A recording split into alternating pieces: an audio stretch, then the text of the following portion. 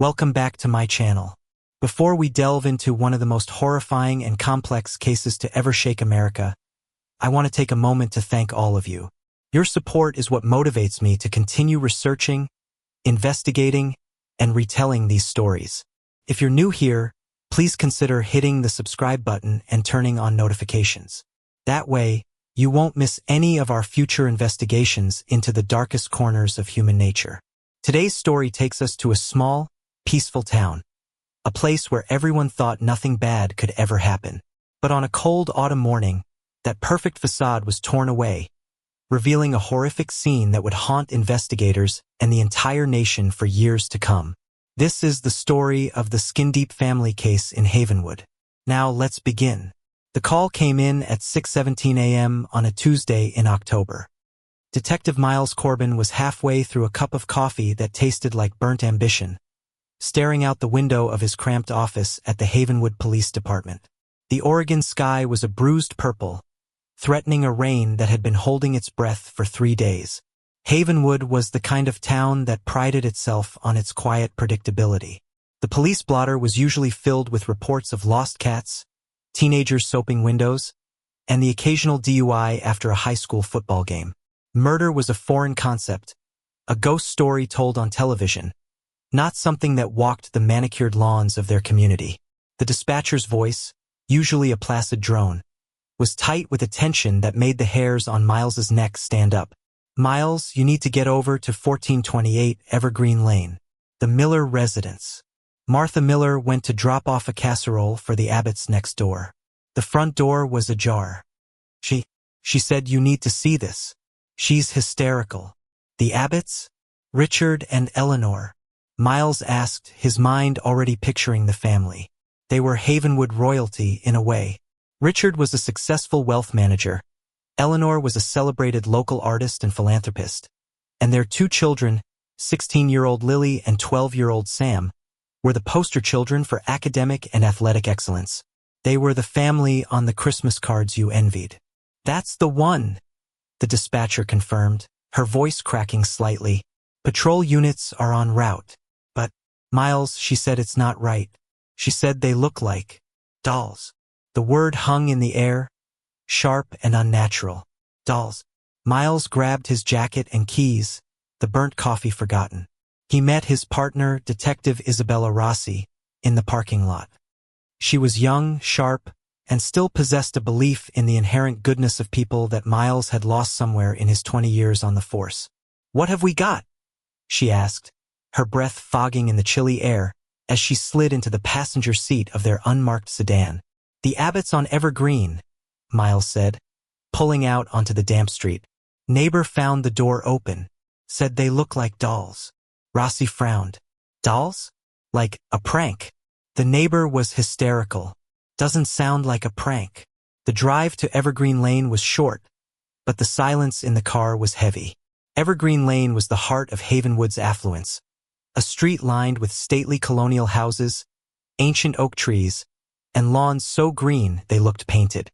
As they pulled up, the flashing lights of 2 patrol cars seemed like a sacrilege, a violent slash of red and blue against the tranquil morning canvas.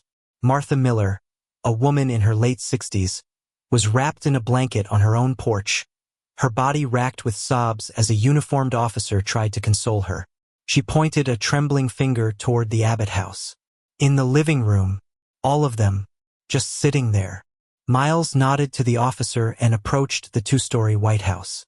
It was a picture of domestic bliss, with a wraparound porch, a perfectly trimmed rose garden, and a child's bicycle lying innocently on the lawn. The front door was, as reported, slightly ajar, a dark mouth in a smiling face. "Stay sharp, Rossi," Miles murmured, his hand resting on the holstered Glock at his hip. He pushed the door open. The first thing that hit him wasn't a smell, not the coppery tang of blood he was conditioned to expect. It was the silence. It was a profound, unnatural stillness, the kind that absorbs all sound. The house was immaculate. Polished hardwood floors gleamed, family photos in silver frames smiled down from the mantelpiece, and a vase of fresh lilies sat on the hall table, their perfume cloyingly sweet. And then he saw them, In the center of the living room, the Abbott family was arranged as if for a formal portrait. They were seated on the pristine white sofa and two matching armchairs, facing the large, dark television screen as if watching a movie. Richard, in a tailored suit, sat on the right armchair, his hands resting on his knees. Eleanor, in an elegant blue dress, was on the sofa, her head tilted slightly, a serene, placid smile on her face. Between them sat Sam, holding a video game controller, and Lily, a book open in her lap. They were perfect, too perfect. Their skin had a waxy porcelain sheen. Their eyes, wide open, were glassy and vacant. Their postures were rigid, their limbs arranged with an unnerving precision. Martha Miller was right. They didn't look like people who had died. They looked like life-sized, impeccably crafted dolls. Rossi let out a choked gasp behind him. "My God, Miles, what is this?" Miles felt a cold dread snake its way up his spine. He'd seen a lot in his career: grisly accidents, suicides, crimes of passion, but he had never seen anything like this. This wasn't violence. This was artistry, a twisted, horrific form of it. "Call Dr. Sharma," he said, his voice a low growl. "Tell her to get here now, and seal this entire block. Nobody in or out without my say-so. This is no longer Havenwood. This is a federal case waiting to happen." He moved slowly into the room, his eyes scanning every detail, forcing himself to see past the macabre tableau to the evidence it held. There was no sign of a struggle. No overturned furniture, no broken glass. The plush beige carpet was unstained. He knelt, careful not to touch anything, and looked closer at Richard Abbott. There was a tiny, almost invisible puncture mark on the side of his neck, just below the ear. Miles leaned over and saw the same mark on Eleanor. And on the children. He stood up, a deep, primal anger mixing with the professional chill in his gut. This was a performance. The killer hadn't just murdered a family. They had curated them, posed them, turned them into a grotesque art installation. The message was clear. I am in control. I own them even in death. Dr. Anya Sharma, the county medical examiner, arrived 20 minutes later. She was a small, no-nonsense woman with eyes that had seen the worst of humanity and had somehow retained a spark of compassion. She took one look at the scene from the doorway, her lips tightening into a thin line. "Well," she said, her voice devoid of emotion, "this is a new one." She and her team began their slow, meticulous work, a dance of forensics around the silent figures. Miles and Rossi started the methodical process of clearing the house, room by room. Upstairs, the perfection continued. The beds were made with military precision. Clothes were folded neatly in drawers. Lily's room was a teenager's dream of soft pastels and organized textbooks. Sam's was filled with meticulously arranged action figures and sports trophies. The master bedroom was a sterile sanctuary of beige and cream. It was in Richard Abbott's home office that they found the first crack in the flawless facade. The room was dominated by a large mahogany desk, its surface clear except for a laptop and a leather-bound planner. But behind a row of law books on the shelf, Miles's fingers found the edge of something that wasn't a book. He pulled it out. It was a small, black moleskine notebook. He opened it. The pages were filled with Richard's neat, compact handwriting. But it wasn't business notes or appointments. It was a list of names. Beside each name were dates, sums of money, and cryptic annotations. Pressure applied, asset leveraged, silence secured. This wasn't the ledger of a wealth manager. It looked like the records of a blackmailer. "What do you make of this?" Miles asked, handing the notebook to Rossi.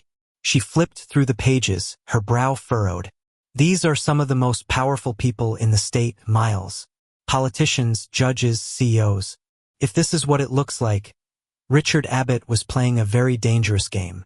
The idyllic image of the perfect family man began to crumble, replaced by something far more complex and sinister. Downstairs, Dr. Sharma called out to them.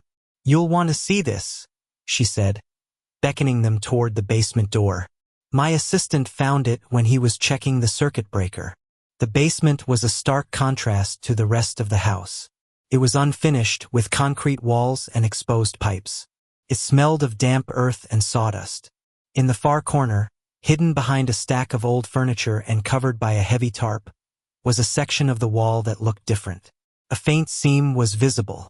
Miles pushed, and a heavy, soundproof door swung inward with a soft hiss.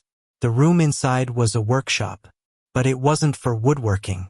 The walls were lined with tools, delicate chisels, pliers, spools of fine wire, and jars filled with glass eyes of every conceivable color. On a central workbench, illuminated by a harsh overhead lamp, lay an assortment of wooden limbs, torsos, and heads, all exquisitely carved. And hanging from the ceiling on almost invisible threads were a dozen completed marionettes. They were hauntingly realistic. A ballerina, a soldier, a clown, a king. Each one was a masterpiece of craftsmanship, their painted faces frozen in expressions of joy, sorrow, or surprise. "Richard Abbott's hobby, I presume?" Rossi whispered, her voice filled with awe and revulsion. "Maybe," Miles said, his eyes drawn to one puppet in particular. It was a man in a business suit, with carved features that bore a striking resemblance to Richard himself. But its face was contorted in a silent scream, its wooden hands held up as if to ward off a blow. Dr. Sharma cleared her throat, pointing to a small, refrigerated container in the corner of the workshop. "We found this in here. It was locked. We opened it." Inside, nestled in foam, were several vials of a clear liquid and a set of sterilized hypodermic needles. "I won't know for sure until I get it back to the lab," Dr. Sharma said. "But my preliminary guess is a synthetic neurotoxin, something fast-acting, paralytic. It would cause respiratory failure within minutes. No struggle, no mess. It would allow the killer to position them." The pieces began to click into place, forming a picture of terrifying clarity. The secret ledger, the hidden workshop filled with puppets, the poison, the meticulously staged bodies. This wasn't a random act of violence. It was a planned, intimate execution. The killer knew the Abbotts. They knew their secrets. They had walked into this house, neutralized an entire family without a sound, and then spent hours turning them into a final, horrific art piece. The killer wasn't just a murderer. They were a director, a choreographer of death. They were a puppet master. As the sun finally broke through the clouds, casting long, intrusive shadows into the house of death, Miles Corbin looked at the smiling, frozen faces of the Abbott family. The quiet, predictable town of Havenwood had just become the stage for a monster, and he was standing at the very center of it. The investigation had just begun, but he already knew one thing with chilling certainty. The perfection of the Abbotts was a lie, and the truth was buried somewhere in the strings of the puppets they had become. The case would not just be about finding a killer, but about deconstructing a perfect life, piece by horrifying piece, to find the rot that had been festering beneath the surface all along. And the puppet master was out there, watching, waiting for their next performance. The first 48 hours of the Abbott investigation felt like a fever dream. Havenwood was no longer a quiet town. It was a media circus. Satellite trucks lined Evergreen Lane. Their dishes pointed to the sky like metallic sunflowers hungry for tragedy. The case was instantly sensationalized, dubbed the Marionette Murders by a headline-hungry press. The image of the perfect family, posed in their perfect home, was a potent, terrifying cocktail of domestic horror that captivated and repulsed the nation in equal measure. For Miles Corbin, the noise was a distraction.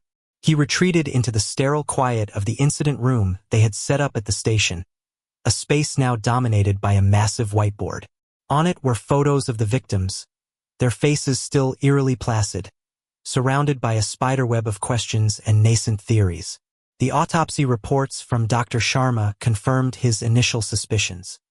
The cause of death for all 4 family members was respiratory arrest induced by a highly sophisticated, custom-synthesized neurotoxin, likely a derivative of conotoxin, found in cone snails. It was untraceable in a standard toxicology screen, a detail that spoke to the killer's advanced knowledge of chemistry or pharmacology. The tiny puncture marks were from a microneedle, designed to deliver the payload with minimal tissue damage. It was clean, efficient, and terrifyingly professional. "This isn't some back-alley cook," Sharma had told him over the phone. "This is PhD-level stuff, Miles. Our killer is either a brilliant biochemist or has access to one." The first thread to pull was Richard Abbott's secret life. The black moleskine notebook became their Rosetta Stone. Miles and Rossi spent days cross-referencing the names, dates, and figures. It was a slow, painstaking process. Richard, it turned out, wasn't just a wealth manager. He was a predator who used his position to gain financial leverage over his powerful clients. He would identify a weakness, a hidden debt, a secret affair, an illegal business practice, and then offer a solution, which invariably involved him taking control of their assets or demanding exorbitant management fees. He was a blackmailer masquerading as a financial savior. This opened up a vast pool of potential suspects, each with a powerful motive for wanting Richard Abbott dead. They started with the most prominent names. Their first interview was with Marcus Thorne, a real estate mogul with a reputation for ruthlessness and a temper that was legendary. Thorne's name was in the notebook next to a notation: lakefront property transfer. Leveraged. Thorne, a bull of a man with a face like a clenched fist, met them in his downtown Portland office, a palace of glass and steel that looked down on the city. "Richard Abbott was a friend," Thorne boomed, his voice echoing in the cavernous room. "A trusted advisor. His death is a tragedy for this community. Our records show you transferred the title of a multimillion-dollar lakefront property to Mr. Abbott 2 months ago for the sum of $1. Rossi stated, her tone calm and professional, a stark contrast to Thorne's bluster. Thorne's eye twitched. "That was a business arrangement. Complex financial structuring. You wouldn't understand." "What we understand," Miles said, leaning forward, "is that Richard was blackmailing you. We know about the undeclared offshore accounts and the sweetheart deal with the city council. We imagine the IRS would be very interested in that." The color drained from Thorne's face. For a moment, the mask of power slipped, revealing a cornered, desperate man. "That son of a bitch," he hissed. "He had me. He had us all. But kill him? And his family? What do you think I am? I'm a businessman, not a monster. I was looking for a way to get out from under him, not to put him in the ground." Thorne had an Libya flight to Chicago, confirmed by the airline and a dozen witnesses. He was a dead end, but his testimony painted a clearer picture of the man Richard Abbott truly was. A puppeteer of a different kind, pulling the financial strings of the state's elite. They interviewed a state senator whose gambling debts Richard had managed, a tech CEO whose affair Richard had used as leverage, and a dozen others. The story was always the same: fear, resentment, and a sense of being trapped. They all had a motive, but they also had alibis. The puppet master, it seemed, was not among Richard's powerful victims. The focus shifted to Eleanor Abbott. The town saw her as a sainted, talented artist, a devoted mother, a tireless charity organizer. But as they dug into her life, they found threads of a different story. They spoke to members of the Havenwood Community Theater, where Eleanor was the reigning star. Eleanor was brilliant, said a woman named Clara, who had been her understudy for the lead in their last production. But she was intense. Perfection was the only standard she accepted, in herself and in others. If you missed a line or a cue, she wouldn't yell. She would just give you this look. A look of such profound disappointment it was worse than any anger. They learned that Eleanor had been having an affair. It wasn't a passionate, secret romance. It was a cold, clinical arrangement with a visiting professor at the local university, a man named Julian Croft. When Miles and Rossi interviewed him, Croft was a bundle of nerves, a man clearly unequipped for this kind of scrutiny. "It wasn't about love," he stammered, avoiding their eyes. "It was an escape for her. From the pressure. The pressure of being Mrs. Abbott, the perfect wife, the perfect mother. She used to say she felt like she was playing a part every single day. With me, she could stop performing." "Did she ever mention her husband's business?" Miles asked. Croft shook his head. "Never. She compartmentalized everything. Her life was a series of carefully managed boxes. The wife, the mother, the artist, the lover. She never let them overlap. Eleanor, the perfect artist, was another performer, trapped on a stage of her own making. Her lover had a weak alibi, a claim to be home alone, writing, but he lacked the steel, the sheer audacity, required for a crime of this magnitude. He was a footnote, not a suspect. The investigation felt like it was dissolving into a fog of secrets and lies. The Abbotts weren't a family.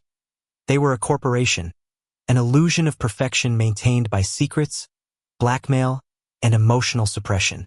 But who hated them enough to not just destroy them, but to mock them in death? The breakthrough came from an unexpected source. The children. Specifically, from Lily Abbott's laptop. A forensics tech managed to recover files from a hidden, encrypted partition on her hard drive. It contained a private journal. Lily's entries were a heartbreaking counter-narrative to her public image as a popular, straight-A student. They were filled with loneliness, anxiety, and a crushing sense of pressure to live up to the Abbott name. But in the last few months, the tone of her writing had changed. It became fearful. October 3rd. He was here again today, watching from the trees at the edge of the woods behind our house. I told Mom, but she said I was being dramatic. She said it was just a hiker. But he doesn't walk. He just stands there, at the puppet tree. October 7th. I saw him again. He left something, tucked into a hollow in the old oak. I was too scared to get it. Dad says I need to focus on my SAT prep, that I'm letting my imagination run away with me. He doesn't believe me. No one does. The puppet tree. The phrase made Miles's blood run cold. He and Rossi drove back to the Abbott house, the yellow crime scene tape now a familiar, grim decoration. They walked the perimeter of the sprawling backyard, which ended at a dense line of Oregon woods. About 50 yards into the forest, they found it. It was an ancient, gnarled oak tree, one of its thick, low-hanging branches scarred and worn smooth. Tucked into a hollow near its base was a small, crudely carved wooden bird. Its wings were broken. "This is a message," Rossi breathed. "It's a landmark," Miles corrected her. "A meeting place." Lily was being watched, stalked. They fanned out, searching the woods. It was Rossi who found it, half buried under a pile of damp leaves and pine needles. A small, makeshift campsite. A discarded sleeping bag, a few empty cans of food, and a fire pit with cold ashes. And something else. A book, its cover warped by moisture. It was a well-worn copy of Pinocchio. Inside the front cover, a name was written in faded ink, Anthony Jericho. The name meant nothing to them. They ran it through every database, DMV, criminal records, property deeds. Nothing. It was a ghost. Frustrated, Miles turned his attention back to the one place where he felt the killer had left a piece of himself. The workshop. He spent hours in the basement room, surrounded by the silent, staring marionettes. The craftsmanship was astounding. Richard Abbott had been a skilled carver, but there was something more here. A level of obsessive detail that went beyond a hobby. He examined the puppets one by one. The ballerina, the soldier, the king. Then he noticed something. On the back of each puppet's neck, so small it was almost invisible, was a tiny carved symbol. A maker's mark. It was 2 letters intertwined, A and J. Anthony Jericho. Richard Abbott hadn't made these puppets. He had collected them. Or, more likely, he had commissioned them. The pieces slammed together in Miles's mind. The stalker in the woods, the book, the maker's mark. They weren't looking for a disgruntled client or a spurned lover. They were looking for the artist. They were looking for the puppet maker. Their search for Anthony Jericho went into overdrive. They released the name to the public, hoping for a tip. The calls flooded in, but they were all false leads. It was as if the man had never existed. The pressure from the brass and the public was immense. The Marionette Murders were a national obsession, and they were no closer to an arrest than they were on day one. Miles found himself working around the clock, fueled by caffeine and a gnawing sense of urgency. The killer was still out there. This level of planning, this obsession, it wouldn't end with the Abbotts.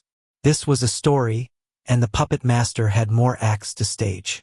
One evening, Rossi, her eyes red-rimmed from staring at a computer screen for 12 hours straight, let out a cry of excitement. "Miles, I've got something. It's a long shot, but listen."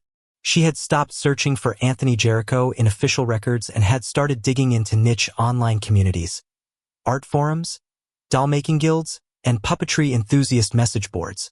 "I found a post from 10 years ago on an obscure European puppetry forum," she said, her words tumbling out.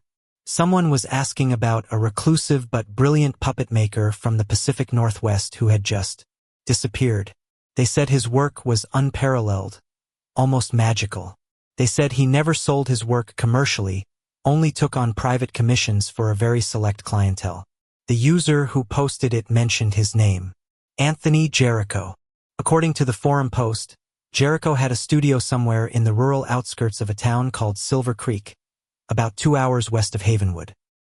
He had apprenticed under a master puppeteer in Prague before returning to Oregon and becoming a hermit. "There's more," Rossi said, her voice dropping. Another user replied to the thread years later. They said they heard a story. Jericho had taken on a major commission from a wealthy, powerful client. But something went wrong. The client, a man described as arrogant and controlling, stole Jericho's designs, claimed them as his own, and ruined his reputation within the small community. Jericho lost everything. His studio, his tools. He vanished after that. The post is dated 8 years ago. Miles felt a jolt, a surge of adrenaline that cut through his exhaustion. A wealthy, controlling client from the Pacific Northwest. Richard Abbott. It was all there. The motive wasn't blackmail or infidelity. It was older, deeper. It was a story of stolen art, a ruined life, and a long-simmering desire for revenge. Richard hadn't just blackmailed people with money. He had stolen a man's soul, his life's work, and displayed it in his basement as a trophy. And now the artist had come back, not just to reclaim his work, but to create his final, most horrifying masterpiece. He had turned the man who treated people like puppets into a literal puppet, making his family part of the grotesque display. "Find me an address," Miles said, his voice grim. "Any address in Silver Creek linked to a Jericho. We're going for a drive." They were no longer hunting a ghost. They were hunting an artist. And Miles knew that to catch him, they would have to step into his world, a world of strings, wood, and a patiently crafted, perfectly executed revenge. The final act was coming. The address Rossi found wasn't much. It was an old tax record for a derelict property on the outskirts of Silver Creek, a forgotten logging town slowly being reclaimed by the Oregon forest. The property had been owned by a Jericho family trust that had dissolved over a decade ago. It was a ghost on a map, but it was the only lead they had. They drove out at dawn, the sky the color of ash. As they left the manicured suburbs of Havenwood behind, the landscape grew wilder, the roads narrower. Silver Creek was a town clinging to life, its main street a collection of boarded-up storefronts and a single blinking traffic light. The address led them down a dirt track that was more of a suggestion than a road, deep into the woods. The property was a scene of decay. A collapsed barn, the skeleton of a farmhouse, and a smaller outbuilding that looked like it might once have been a workshop. It was here, in the workshop, that they found the first signs of recent life. The door was unlocked. Inside, the air was thick with the scent of wood shavings, turpentine, and something else. Something clinical.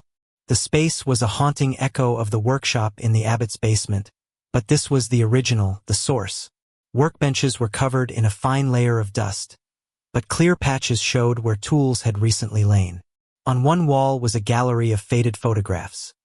A younger, smiling man with intense, dark eyes standing proudly next to intricate marionettes.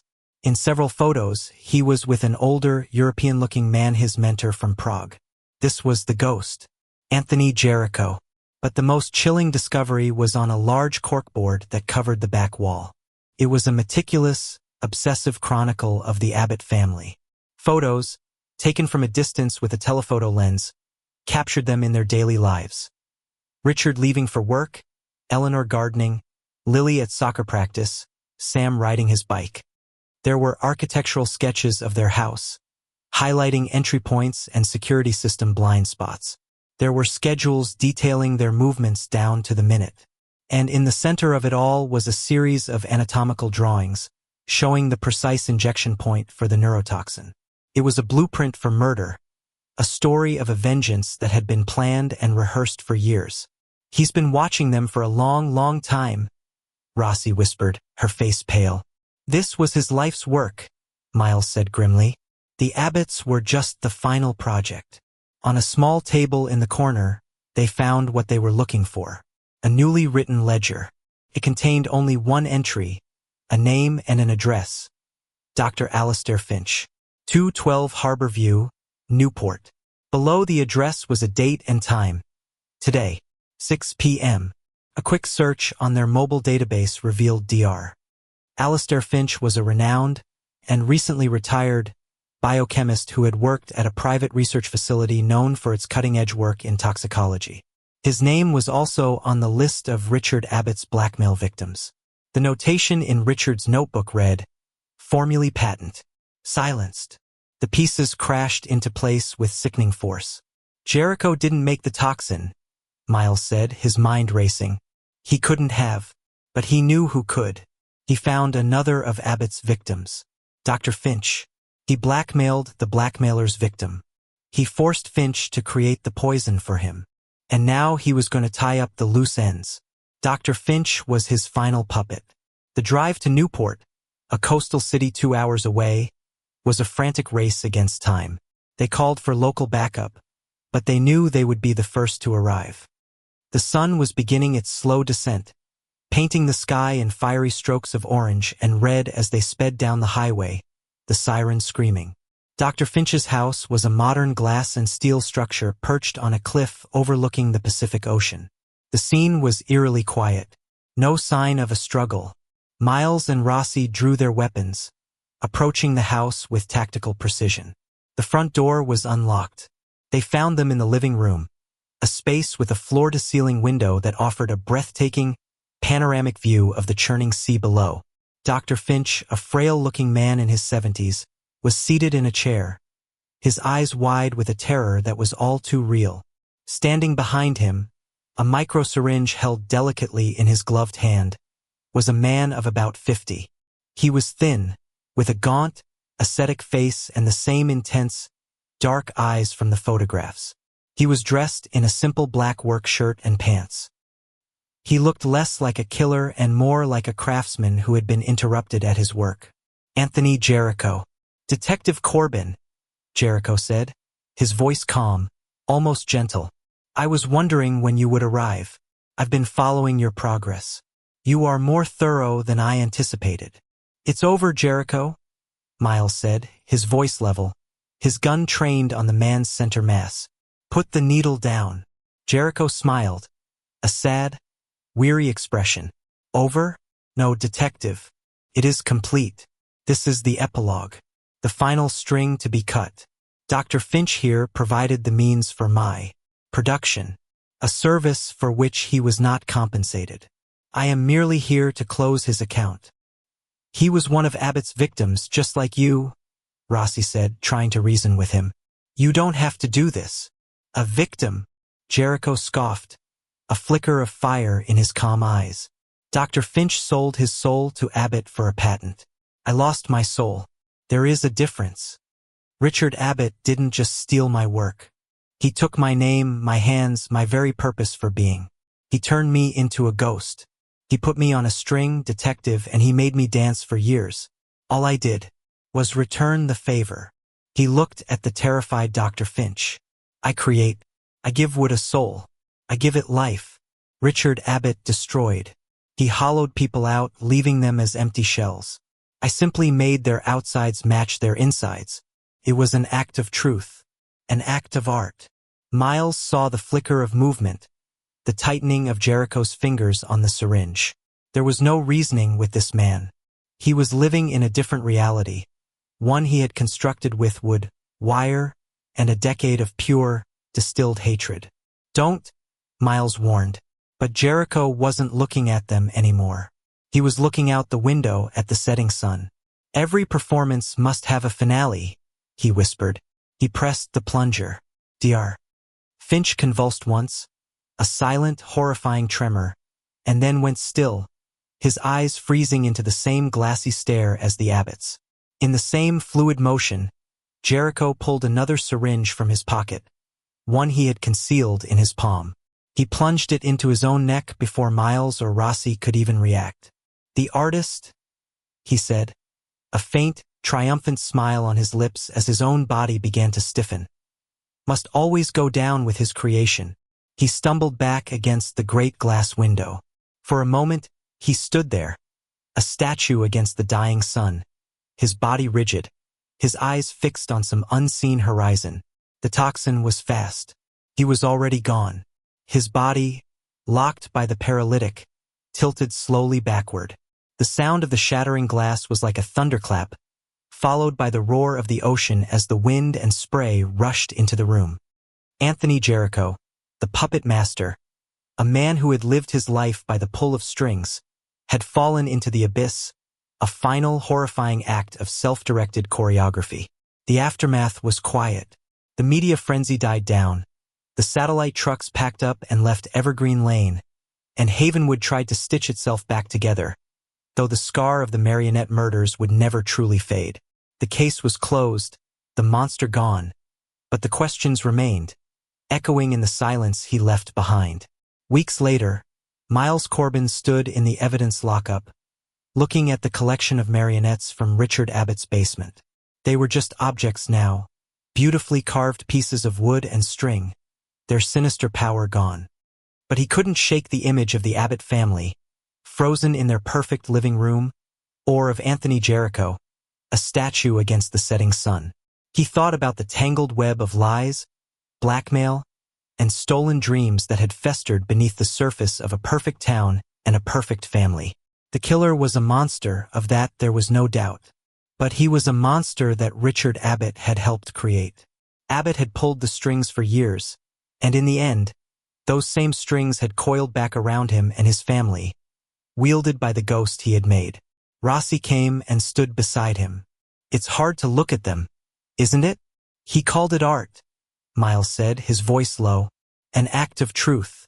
The scariest part is, for a single, twisted second, I almost understood what he meant. He turned away from the puppets, from their painted smiles and vacant eyes, and walked out of the room, leaving the silent performers behind in the darkness. The case was over, but the story of the puppet master would be told in Havenwood for generations. A chilling reminder that the most terrifying monsters are often the ones we create ourselves, and that behind every perfect facade, the strings are waiting to be pulled.